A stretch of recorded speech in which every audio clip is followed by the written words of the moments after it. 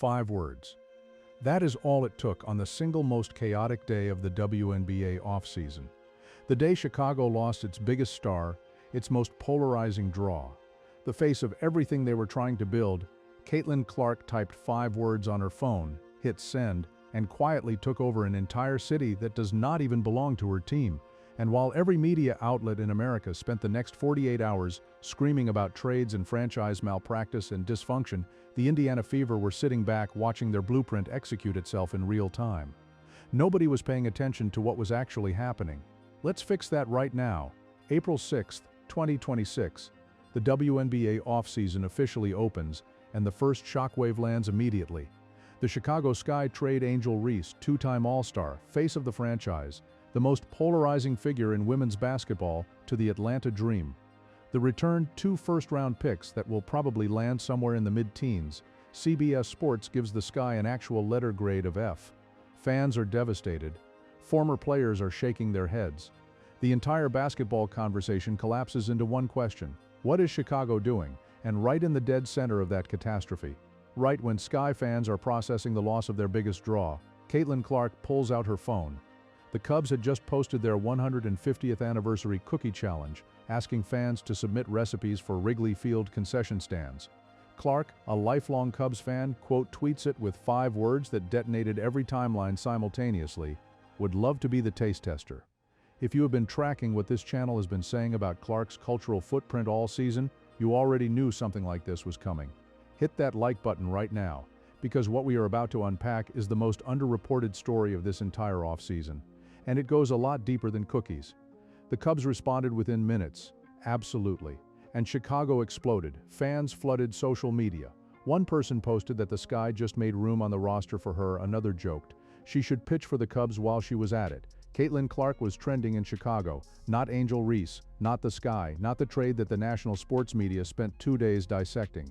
Caitlin Clark was the dominant story in Chicago on the day Chicago lost its franchise player. Sit with that for a moment, because what happened on April 6th is not a cute celebrity interaction. It is not a fun viral moment for the slow news cycle. What you witnessed is the single most significant display of cultural dominance in the history of women's professional sports.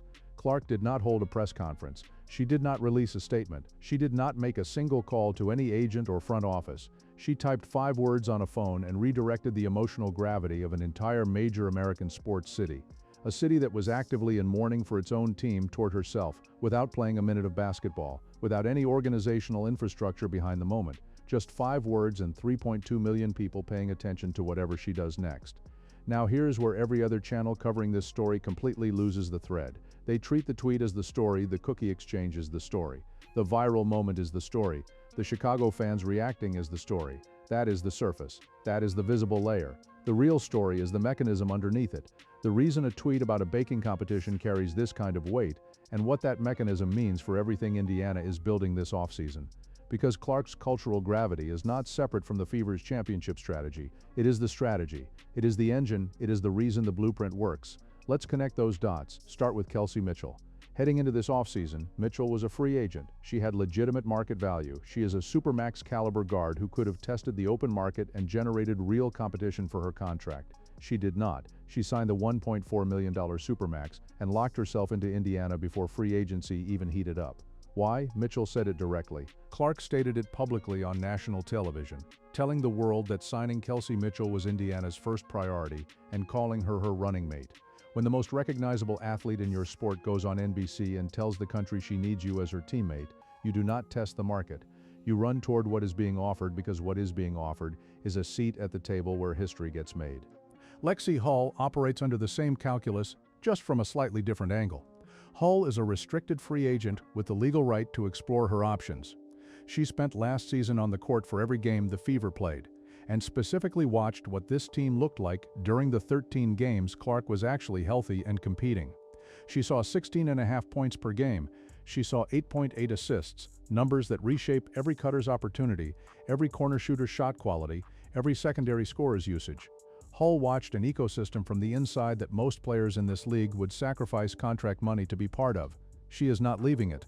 The restricted qualifying offer is as good as accepted before the ink has fully dried anywhere. And then there's Sophie Cunningham, who tells the most complete version of the Clark effect story. Cunningham is an unrestricted free agent. She could go anywhere in the league right now. She has demonstrated value as a tough, versatile wing who defends hard and brings an edge that championship teams need. But Cunningham's entire career trajectory shifted because of what her proximity to Clark created. She became Clark's enforcer, the player who stepped into confrontations, who protected her teammate at personal cost, who chipped a tooth defending Clark against Jacqueline Sheldon, and became a viral sensation doing it. Her social media following cracked 1 million followers. She went from respected veteran to genuine cultural figure, and she did it entirely through her connection to one player. You think she walks away from that? You think she trades a guaranteed path toward fame and a legitimate championship run for a fresh start somewhere that does not have that foundation? Cunningham is coming back. That is not a prediction. That outcome is already embedded in the structure of what Clark has built around herself. 3 key roster pieces locked in, or essentially locked in before the rest of the league's front offices had even finished their first internal planning sessions. Clark, Aaliyah Boston, and Erica Timpson already under contract before free agency opened. That is 6 foundational pieces secured in the first 48 hours of the offseason. No other team in this league moved with that clarity, that speed, or that level of organizational conviction about what it was trying to build. While other franchises were still debating their own priorities, Indiana had already built the frame of the house, and that is only the visible part of the blueprint. The part that nobody is discussing yet, the part that this story has only just begun to reveal, is what Indiana is targeting with the space they have left, and why the players they are targeting are already leaning toward Indianapolis before a single official conversation has taken place. Because the Clark effect does not stop at the players already wearing Fever uniforms, it reaches across the entire league into free agent living rooms, into player evaluation sessions, into conversations between veterans and their agents about what best fit actually means in this era of women's basketball. And when those conversations happen, Indiana keeps winning them before the negotiation even starts. Here's what I want you to do right now. Drop a comment below and tell me, if you were a WNBA free agent this offseason, would you take less money to play on this Indiana Fever roster? Because the answer to that question is not just interesting, it is the entire argument, and the fact that you are probably already forming a yes in your head is exactly the point. Let's talk about Alana Smith.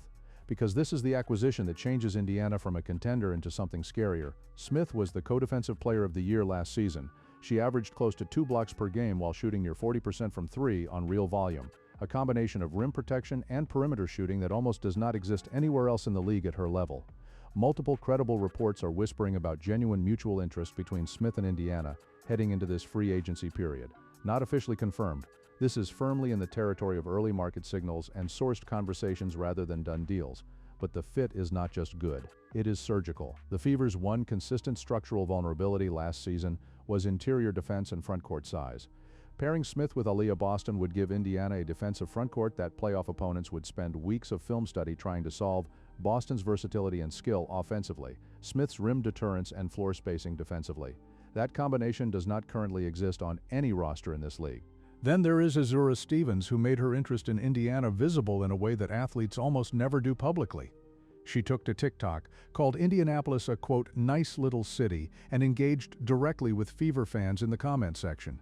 Players do not do that accidentally. Players do not voluntarily tease fan bases for a franchise they have zero intention of joining. Stevens is a versatile wing scorer who can function as a secondary offensive piece off the bench while providing additional floor spacing. She is exactly the archetype Indiana identified for their targeted free agent search. A specific player for a specific structural need, and she is sending signals loud enough that anyone watching closely can read them. Before we go deeper into the financial architecture behind all of this, and the salary cap section is going to make a lot of doubters very uncomfortable if this kind of investigation is what keeps you coming back to this channel. Consider becoming a member.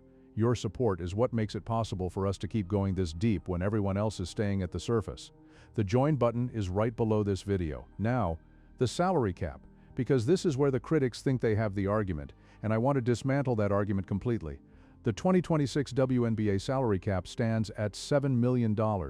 Indiana has approximately $3.4 million already committed to Clark, Mitchell, and Boston, 3 All-Stars, consuming roughly half the total payroll. That leaves $3.6 million for 9 more roster spots.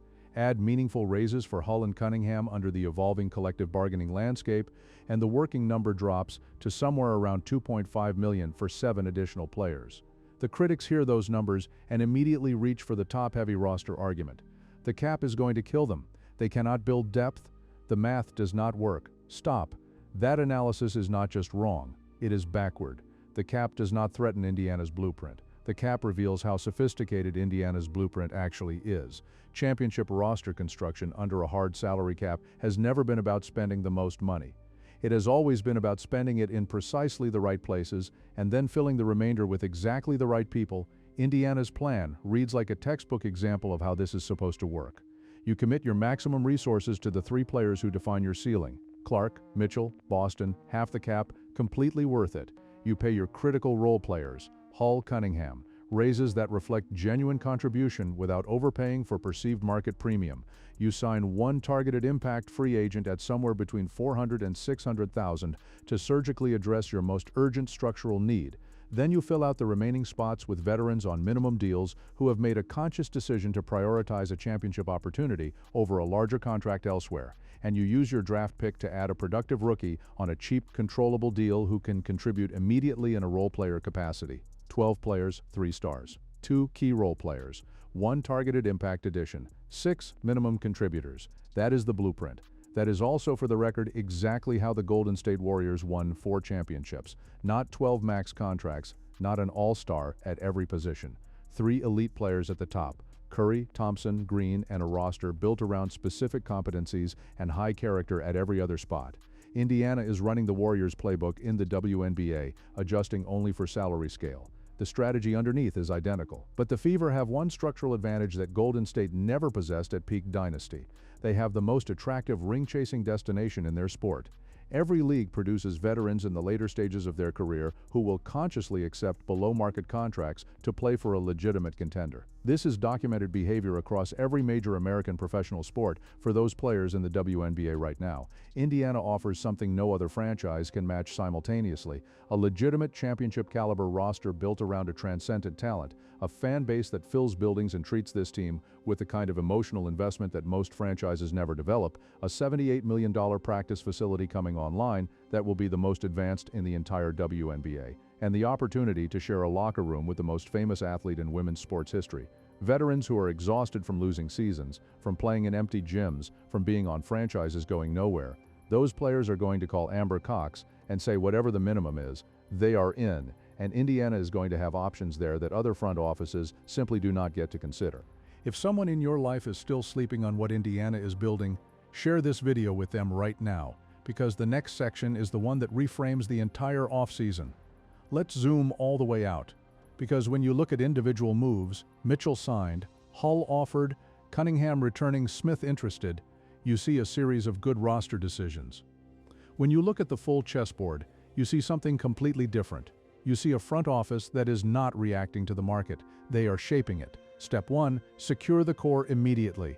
Done in the first 48 hours. Step 2, target free agents who fill specific structural needs, not stars, not brand names, specific competencies at specific positions. Smith and Stevens are not random targets. They are answers to exact questions. Step 3, use the draft to add productive talent on minimum salary. Indiana's number 10 pick is not an afterthought. In a $7 million cap environment, a productive rookie on a cheap deal is a genuine competitive advantage. Step 4, let the Clark effect close every remaining conversation. Because when free agents sit down with their agents and line up Indiana against every other option, roster talent, coaching quality, fan environment, facility, cultural visibility, brand exposure, Indiana wins that comparison almost every time without even trying. That is a complete system, not a reaction to what other teams are doing. Not a scramble to fill holes. A pre-designed, sequenced, ruthlessly efficient architecture that operates on multiple levels simultaneously and uses Clark's gravitational pull as the force that makes every other piece function. And the cookie tweet is not just a fun story about a viral moment.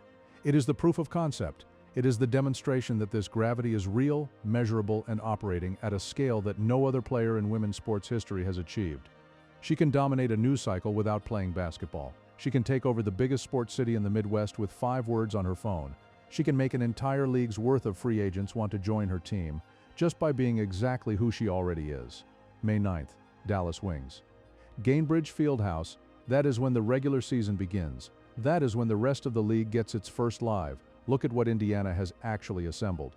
And based on every signal this offseason has sent, every signing, every free agent conversation, every TikTok comment from a player in Indianapolis's living room, What the Wings and everyone watching are going to see is not a team getting ready to compete.